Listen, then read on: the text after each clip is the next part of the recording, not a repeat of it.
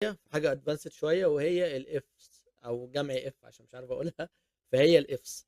طيب الافس دي بيبقى انت معاك كذا كونديشن، معكش يعني ما عندكش لوجيكال تيست واحد بس انت عايز تيست عليه، انت عندك كذا لوجيكال تيست. فعشان كده بنستخدم الاف. عندنا هنا النيم والسيلز، يعني الاسم بتاع الواحد وهو باع بقد ايه. تمام. فاحنا عايزين نقول ان هو مثلا لو باع ب 5000 يبقى ايه؟ يبقى يتحط عليه 5%. طب لو باع ب 6%، لو باع ب 7%، لو باع ب 8%. فده مش هنعرف نعمله باف واحده، عشان احنا عندنا اكتر من لوجيكال تيست. فعشان كده جت افس. طيب لوجيكال تيست 1، في بقى هنا تركايه.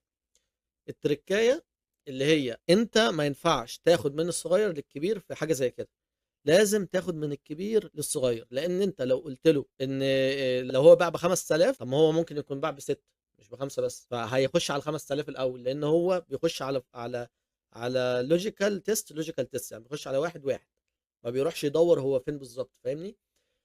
فلو هو مثلا باع بستة، فهو هيخش اول حاجه على ايه؟ على الخمسه.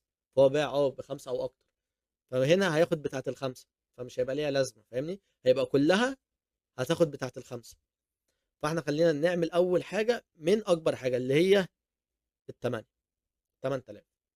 فعايزين نقول له لو هو باع ب 8 يبقى، او لا مؤاخذه يبقى عايزين نقول له ان هنا دي لو اكبر من او بتساوي 8 يبقى ايه؟